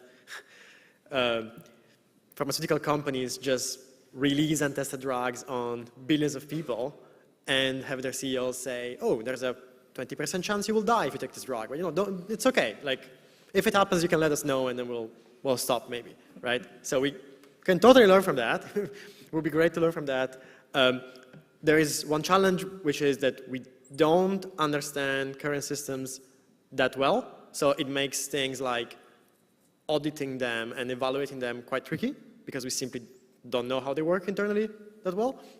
But we can do many other things, and we can definitely learn from highly regulated industries, and definitely, given the risks admitted by the companies themselves, at the frontier, the approach should be highly regulated industry, not... So AI is different, but not completely different, and we can indeed learn. Tom, closing words from you. Well, I'll take the question about what ordinary people should do, and I have 2 immediate thoughts. One is that it's very important to keep this issue apolitical. The other is that lawmakers need a sense of legitimacy, I think, in order to come up with regulation and to bring it in through acts and bills and so on. A good example of when this happened a bit too slowly was at the outset of COVID. And when it was a fringe issue, there were not enough rules, then the public got involved, and suddenly the rules arrived a little too late, but they did arrive. And how can ordinary people achieve this? I think ordinary people, I don't have a theory of protest, so I won't comment on that. But I think it's important that we all keep this in the public conversation. I suppose what my answer is really tending towards is that you should all read lots of journalism about AI, click on my articles. Thanks. Alessandra, any of these questions catch your attention? I think your question in the orange sweater there is definitely where we're headed. I mean, there's got to be some kind of system that resembles either the car industry or FDA, and the way that we certify our products, generally speaking. And I just don't know how we get from that to something that is very difficult to trace and to monitor as AI. But I would say to the gentleman's question in the white shirt there, if we're looking 20 years down the road and we say that's really great in the UK in November 2023, we were able to put in place regulation that somehow created traceability, so we could work out sort of where systems were running out of control or landing in the hands of bad actors. That would be a huge success. I think that the reality is a bit different, and that is that it probably is going to resemble a bit more the world in which cybersecurity flourishes, and that means you're constantly trying to create a dam system or a deflection of all sort of incoming activities that are not great. So I know that none of these are perfect analogies, but I think it is in that universe we're probably going to be operating in for a while. Thanks. Final words, Eva? Sure. So I would love to touch on two questions very briefly. One of them being, I think, your question in the white shirt, what policies will bring us to a safe world in 20 years. And I think a policy that was mentioned today as well already, but that I want to touch on again, is strict liability regimes, just simply to kind of shift the incentive systems, incentive structures that drive private companies to take certain actions that are not in the interest of the wider general public. So I think there we can really shift the incentive structure to move companies to take maybe different paths forward. And then what can the average person, the general public, do? I would completely agree with Tom. I think one thing that really would help is to, for lack of a better expression, to just make noise. Just make sure that this topic is talked about publicly. You can do this in different ways. You can write to your local newspaper. You can make a protest if that's up your alley. You can write to your MP or your congressman or wherever you live, and again, create that legitimacy for people to actually act on the problem, because to many people it does sound very much like sci-fi, and policymakers are not going to take action, and newspapers are not going to continue to report about an issue if they feel like it doesn't have traction and isn't taken seriously by the general public. The other thing the general public can do is we can educate ourselves, and then we can share what information we have found to be most persuasive ourselves, because there's a wide variety of books, a wide variety of YouTube channels, a wide variety of blogs, and some of them are better than others. So let's share what we have found to be the really best ones. Otto, before I pass to Jan, maybe I'll ask you to get ready to come up on the stage, because you're going to give some closing remarks.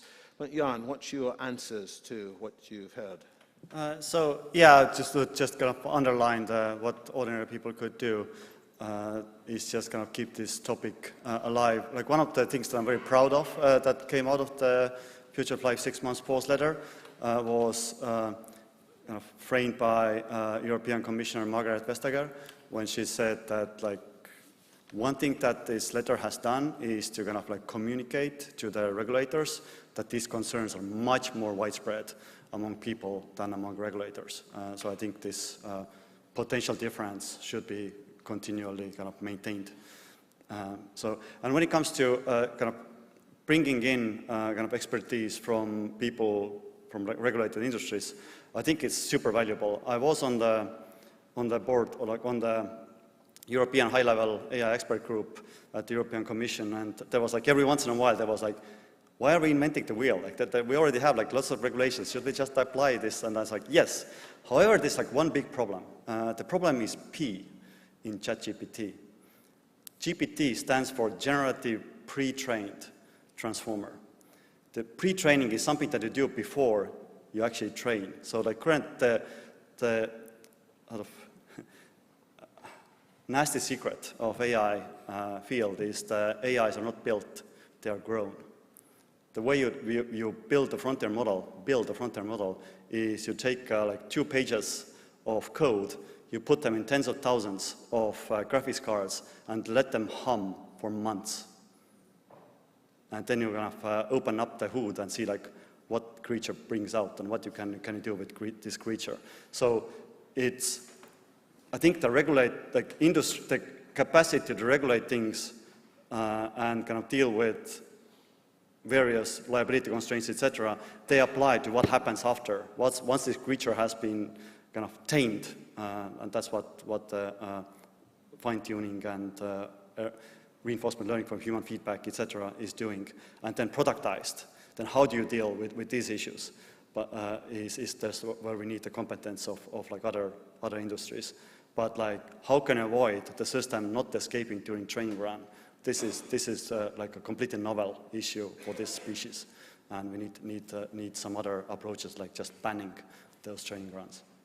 That's great. We'll thank the panel in a minute, I asked the panel to stay here because who's going to wind up the evening is Otto Barten. Otto is the Executive Director of the ERO, the Existential Risks Observatory, which, along with Conjecture, has designed and organised and sponsored this whole evening. Otto's got a few closing remarks before those of us who are still here can have a quick drink and continue the discussion informally up till 10 o'clock, by which time we must be out of the building. Otto.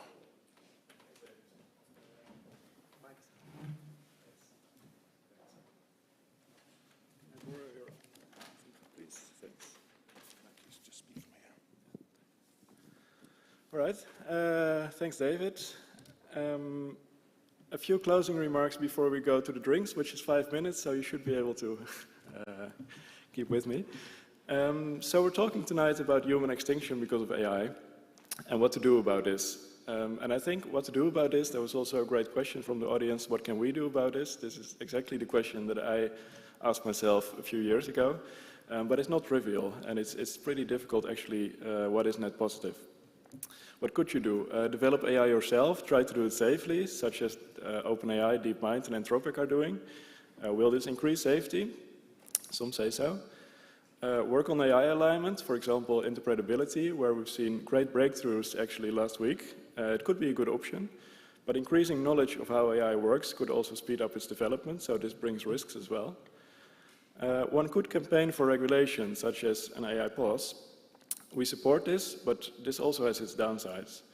So I think it's pretty difficult to tell what one should do to reduce human extinction risk by AI. But when I started reading into this, I was only really convinced about one thing, and that is that you cannot put humanity at risk without telling us. So you cannot have a dozen tech executives embarking on a singularity without informing anyone else. And you cannot have 100 people at a summit, which is what's happening now, decide what should be built and what should not be built.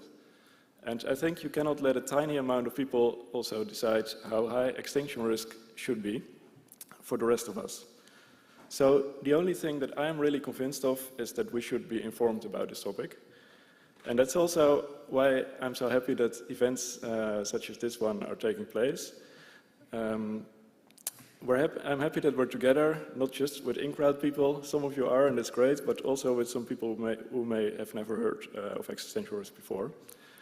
And also with journalists who can inform a much wider audience about existential risk. Also with a member of parliament, someone with a job to openly discuss difficult problems. So I think this is all very encouraging, and it's helping to normalize an open debate about the topic of human extinction by artificial intelligence. The 31st of October at 2 o'clock, we'll have our next event with Professor Stuart Russell. It's just outside the AI Safety Summit in Bletchley Park, in the old assembly hall where the code breakers used to have their festivities after their important work. So our event at Bletchley Park the day before the summit may not resemble a festivity, but in a sense I think it is, because we're celebrating that we're all being heard there. We're celebrating that we can all be part of a democratic conversation about what the most important technology of the century should and should not be able to do. We can talk about risks to humanity we find acceptable and what we intend to do about risks that are too high. And as the Existential Risk Observatory, together with Conjecture, we invite everyone to be part of this conversation. So there's much to be unsure of in this field. But if there's one thing that I am sure of, it's that the most important conversation in this century, which I think this is, has to be a democratic one. So with that, I would like to invite you to scan the QR code on the left, if this is working right, yes, to join us in Bletchley. This is containing the URL where you can enroll to the Bletchley Park event. If you're interested, then definitely pass by. There's the same QR code is also on the flyer on your chair. And beyond Bletchley, I think this conversation will not stop. So there will be more summits, according to my timeline, about maybe 18 roughly. So we will organize more events, probably publish more about AI, do more research and inform governments as well as we can. If you want to follow us or support us, the Existential Risk Observatory, in that work, then scan the QR code on the right. There's much that you can do to help us. And with that, I would like to close this evening. And once again, thanks to all our great speakers. So that's Roman Yampolskiy, Leahy, Sir Robert Buckland, Jan Tallinn, Andrea Miilti, Alexandra Moussavi-Zadeh, Eva Behrens, and Tom Arth. Give them a warm applause.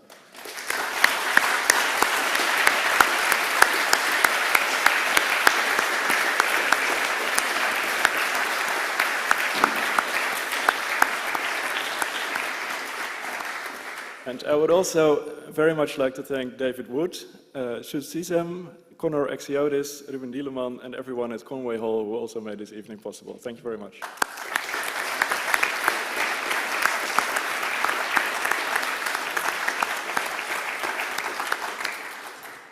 And then I would like to hopefully see you in Bletchley, and in any case, see you at a drink right now. Thank you.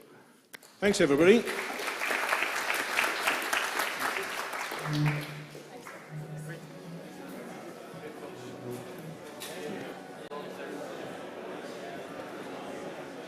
Well done. Hey, well done.